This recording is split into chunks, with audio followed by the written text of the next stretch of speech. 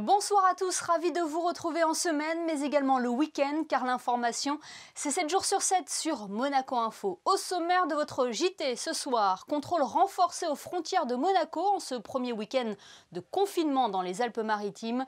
Nous y reviendrons dans cette édition. Comment fonctionne le comité monégasque antidopage en cette crise sanitaire avec l'arrêt des compétitions sportives? Ses missions sont-elles toujours assurées? Nous en parlerons avec son président, Philippe Oringo. Invincible depuis le début de l'année, l'AS Monaco est sur une très bonne dynamique, victorieux face au Paris Saint-Germain le week-end dernier. Les joueurs de Niko Kovac reçoivent Brest demain au Stade Louis II, un match que nous évoquerons avec le défenseur chilien Guillermo Maripán. Ce soir également, nous nous sommes intéressés à la restauration des statues de la façade du casino. Et puis, comme chaque samedi, vous découvrirez le coup de cœur littéraire de la médiathèque de Monaco. Mais avant cela, je vous le disais en titre, les contrôles ont été renforcés en principauté ce week-end. Pour quelles raisons? Explication avec vous, Frédéric Hélion. Ce samedi, 70 agents tenus de la sûreté publique ont procédé à des contrôles afin de faire respecter les mesures en vigueur en principauté. Je vous propose d'écouter le commissaire Laurent Broglio qui faisait un bilan de ces opérations à la mi-journée. Globalement, les gens ont respecté les consignes, aussi bien les Français qui ne sont pas venus en nombre sur Monaco, à part les quelques habitants des communes riveraines qui sont venus faire leurs courses comme ils y sont autorisés. Nous avons quelques personnes qui sont venues faire du tourisme sur le week-end, donc qui avaient des locations hôtelières confirmées avec les tests Covid négatifs, donc qui étaient en conformité avec la réglementation sanitaire existante. Donc aucun souci particulier. Après, bien évidemment, il y a eu à peu près quelques 614 véhicules qui ont été contrôlés et donc à peu près le 10% de ces personnes ont été renvoyées à leur foyer parce qu'ils ne remplissaient pas les conditions d'accès. Soit ils n'avaient pas de test Covid, soit ils venaient de secteurs qui ne justifiaient pas leur venue sur Monaco. Donc voilà le premier bilan en mi-journée. Sur quelles zones ont été effectués ces contrôles? Je crois que ça a été les frontières aussi bien terrestres que maritimes et qu'aériennes, c'est ça? Oui, tout à fait. Il y a bien sûr les postes frontières terrestres qui ont été renforcés pour l'occasion. Il y a eu la gare, bien évidemment. Nous faisions également des contrôles au niveau des lignes de bus qui traversent la principauté et au niveau de l'héliport, puisque c'est une voie d'accès aérienne. Voilà. Bon, là, pour très peu de fréquentation sur ce dernier point. Et donc, je vous dis, une fréquentation très faible par rapport à la situation habituelle. Je vous rappelle que ce dispositif est également actif en semaine, bien sûr, avec des contrôles aux frontières. Mais il a été renforcé ce week-end et il le sera aussi le week-end prochain, compte tenu de la décision prise dans le département voisin avec le confinement partiel pour ces deux week-ends. Autre rappel concernant les retours de déplacement, notamment Frédéric. Toutes les personnes qui reviennent d'un séjour à l'étranger doivent présenter obligatoirement un test PCR négatif de moins de 72 heures au moment de leur retour à Monaco. Sachez également que les résidents de la Principauté peuvent se rendre dans les Alpes-Maritimes et le Var sans test PCR, à condition que le déplacement reste inférieur à 24 heures. Merci Frédéric. C'est un fléau qui touche malheureusement de nombreuses disciplines sportives. Le dopage s'est répandu au fil des années. Pour le contrer, d'importants moyens sont mis en place à Monaco. C'est en 2003 que le comité monégasque antidopage a vu le jour. Depuis cette date, il est devenu l'un des acteurs majeurs de la promotion des valeurs essentielles du sport. Mais comment poursuivre ses missions en pleine crise sanitaire? C'est la question que nous avons posée au président du comité. Bonsoir Philippe Oringo. Bonsoir, Émilie Routot. On pourrait se dire qu'avec l'absence de compétition, le comité monégasque antidopage est moins actif et pourtant, vous poursuivez vos missions. Oui, absolument, puisque nous avons plusieurs missions, non seulement celle de rechercher et d'établir les faits de dopage, mais aussi d'agir en matière de formation et de prévention. Il est vrai que la pandémie nous a beaucoup impacté en ce qui concerne les contrôles antidopage eux-mêmes, puisque l'absence ou la réduction importante du nombre des compétitions ne nous permet plus véritablement de faire des contrôles en compétition. Mais comme vous le savez sans doute, le comité est aussi compétent pour pratiquer des recherches en dehors de toute compétition et cette partie-là de l'activité est entièrement maintenue avec des protocoles sanitaires adaptés naturellement pour éviter la propagation du virus. Alors, qui testez-vous en principauté? Ce sont principalement des athlètes de haut niveau qui sont basés à Monaco, c'est ça? Effectivement, le comité a compétence sur l'ensemble des sportifs qui sont installés à Monaco, soit qu'ils soient monégasques, soit qu'ils soient résidents, mais aussi sur ceux qui sont de passage à un titre ou à un autre en principauté. Alors, comment ça marche? Ce sont des contrôles aléatoires? Il existe deux types de contrôles, soit des contrôles que nous effectuons de notre propre initiative, qui sont donc des contrôles nécessairement inopinés, et puis des contrôles que nous exerçons à la demande soit des fédérations, soit des associations, soit des clubs, le cas échéant. Et cela concerne tous les sports, y compris les sports professionnels. Vous l'avez dit, ce sont toujours des contrôles inopinés que vous réalisez, mais comment savoir si le sportif est bien chez lui? Et s'il est absent, qu'est-ce qui se passe? On a évidemment un moyen de le savoir dans la mesure où tous les athlètes qui sont membres du groupe cible, c'est-à-dire de notre groupe prioritaire de contrôle, est assujettis à une obligation de localisation par un logiciel informatique qui s'appelle ADAMS, dans lequel il renseigne pour tous les jours de l'année l'endroit où il est. Si il est là, les choses se passent bien, naturellement. En revanche, si le sportif n'est pas là, alors à ce moment-là, il y a une procédure qui se met en route pour déterminer s'il s'agit d'un contrôle raté ou d'un contrôle manqué. Et du coup, il risque une suspension dans ces cas-là? Il peut risquer une suspension si il y a, dans une période de 12 mois, 3 contrôles manqués. Alors, à ce moment-là, il est effectivement passible d'une suspension qui, en fonction des circonstances, a un minimum de 2 ans et un maximum de 4 ans. Philippe Oringon, on parle actuellement des sportifs actifs, mais vous avez également un rôle de prévention auprès des plus jeunes, hein? Nous intervenons à la fois lors des séances d'éducation physique et sportive, en liaison d'ailleurs avec des cours sur les sciences de la vie de la Terre. Et le plus grand enseignement d'ailleurs à retirer de nos interventions dans les écoles est le fait que les enfants, quel que soit leur âge, y compris dans des classes de 5e, sont parfaitement au courant des problèmes de dopage, posent des questions extrêmement pertinentes, ce qui nous a beaucoup surpris, et sont intéressés. Ils ne nous voient pas nécessairement comme un méchant croque-mitaine. Notre priorité n'est pas la répression, mais bien évidemment l'information, la formation, la prévention, l'assistance. Voilà, pour rappeler justement les différents aspects de cette lutte antidopage que sont l'égalité, la santé publique, mais également le côté éthique, hein. La grande priorité, c'est la santé publique, n'est-ce pas? Puisque malheureusement, les pratiques de dopage, comme la consommation de compléments alimentaires, sont de plus en plus répandues et touchent la totalité des tranches d'âge. Et tous les sports, ce qui est assez surprenant. Et nous avons parfois eu la surprise de découvrir que dans des sports où l'on ne s'attendait pas véritablement à ce que les pratiquants se laissent aller à des excès et en tout cas à des choses illicites, c'était le cas. Voilà. Un esprit sain dans un corps sain. Merci beaucoup Philippe Oringon d'avoir été avec nous ce soir. Merci à vous et bonne soirée. On retrouve Frédéric Elion pour un nouveau point sur l'actualité. Le championnat du monde de Formule E a débuté hier et c'est un début de saison réussi pour Rocket Venturi Racing, Frédéric.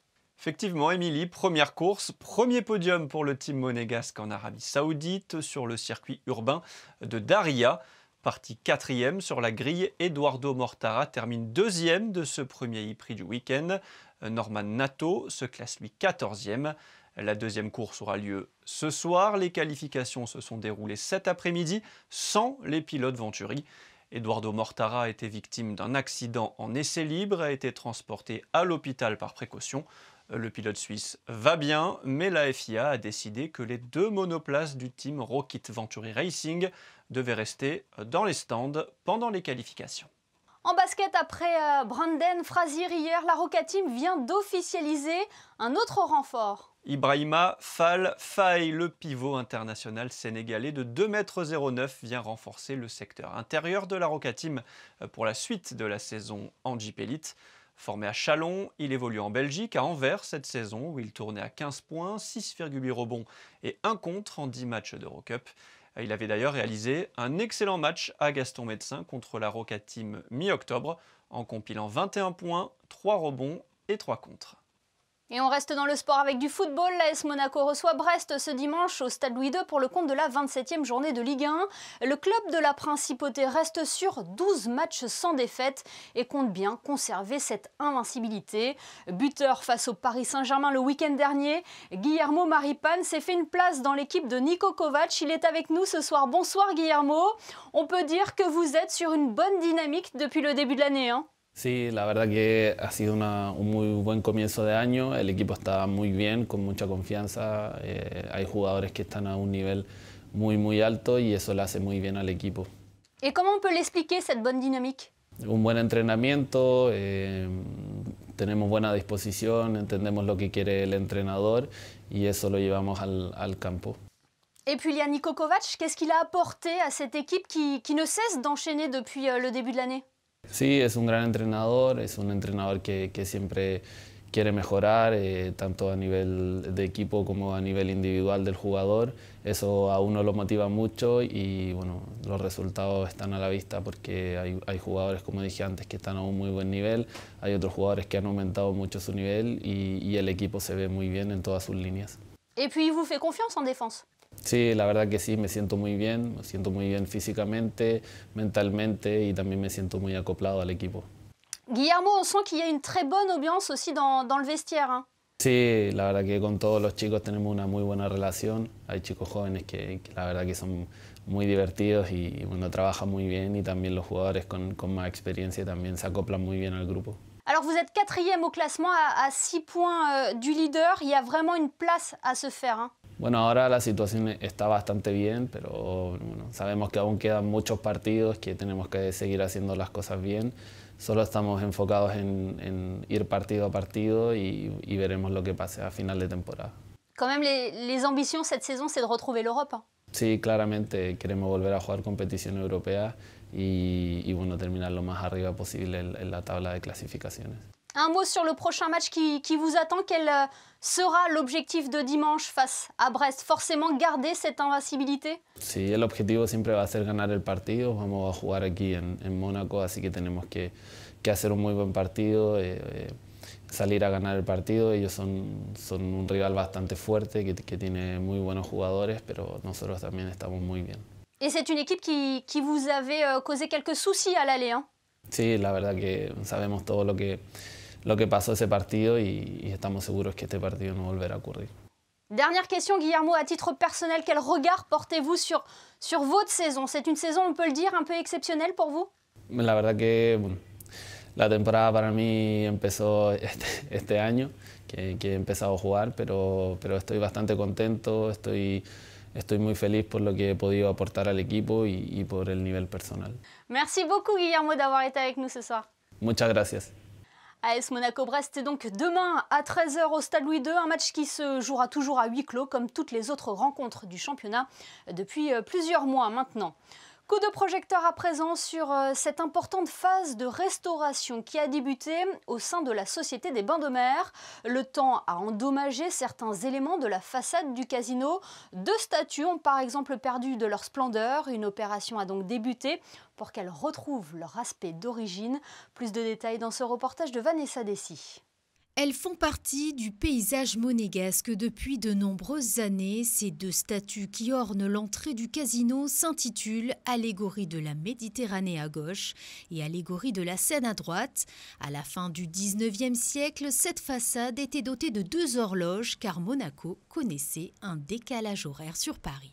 C'est ensuite qu'une ordonnance souveraine a acté le fait que Monaco prenait l'heure qui était de Paris, qui a fait que ces deux horloges ont été réunies en une seule que l'on voit aujourd'hui. Les statues sont restées, les horloges ont disparu, mais les statues sont restées. La première statue à droite a subi une importante dégradation au mois de septembre dernier. Les équipes ont donc travaillé en urgence, le diagnostic était sans appel, l'intervention semblait indispensable. Réalisée à l'époque sur site par l'artiste Fabio Stecchi, ces statues sont constituées essentiellement de plâtre maintenu par des structures métalliques. C'est ce qui explique aussi les dégradations et les effets de la météo et de l'eau sur ces statues. C'est que dès qu'il y a de la microfissuration sur la pellicule de patine qui habille cette statue, l'eau pénètre à l'intérieur de la matière et va venir altérer les compétences mécaniques et les caractéristiques mécaniques de la structure métallique qui rouille tout simplement. Donc l'opération justement de rénovation consiste en fait à venir reconstituer d'une part les manques importants qu'il y aurait pu avoir avec des chutes de morceaux, puis l'ensemble de cette pellicule de patine va subir des injections de résine acrylique qui vont avoir pour effet de renforcer l'ensemble de l'enveloppe de la statue pour donner cet effet bronze, puisque ce ne sont pas des statues en bronze comme on l'a dit, mais des statues en plâtre. Très attentif à son patrimoine, la Société des Bains de Mer poursuit son important programme de rénovation qui s'appuie notamment sur le passé et son histoire.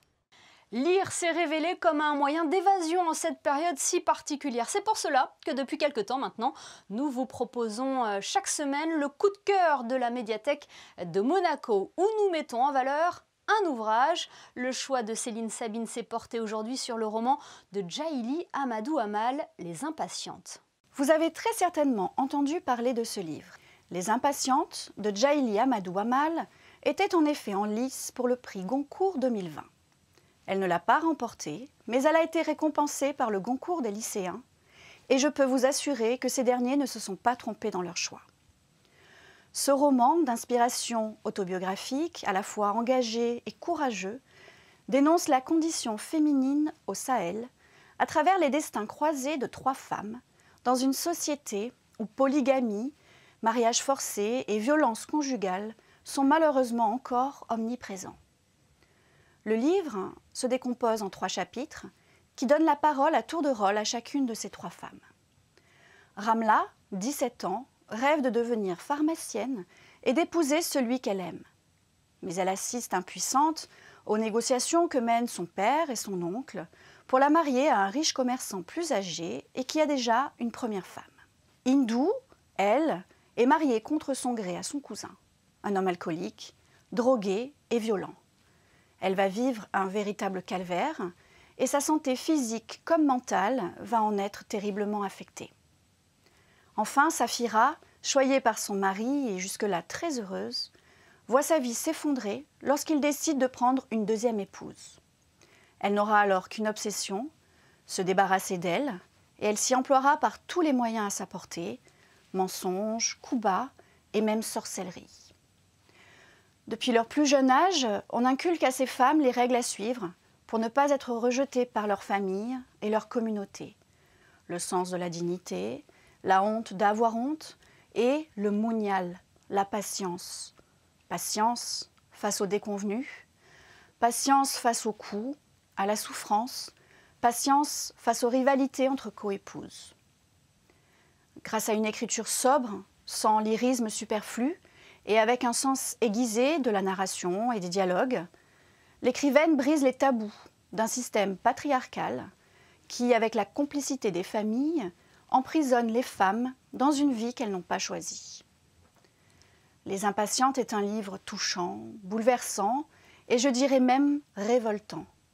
Mais c'est aussi un cri, un appel à l'espoir pour toutes ces jeunes filles dont la patience est devenue synonyme de soumission et d'aliénation. Il est l'heure à présent de jeter un coup d'œil sur les prévisions météo pour la journée de dimanche. Quelle est la tendance, Frédéric ?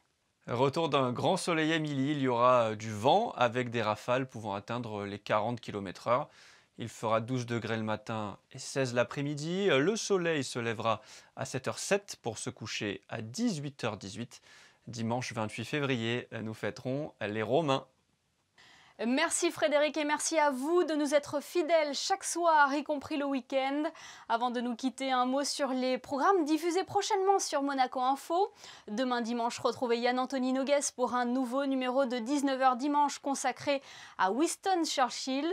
Puis lundi, nous vous dirons tout sur l'arrivée de la fibre en principauté avec un grand format diffusé à 21h et présenté par Sébastien Borgna. On se quitte d'ailleurs avec les photos de Stéphane Dana qui vous emmène dans les coulisses de cette émission.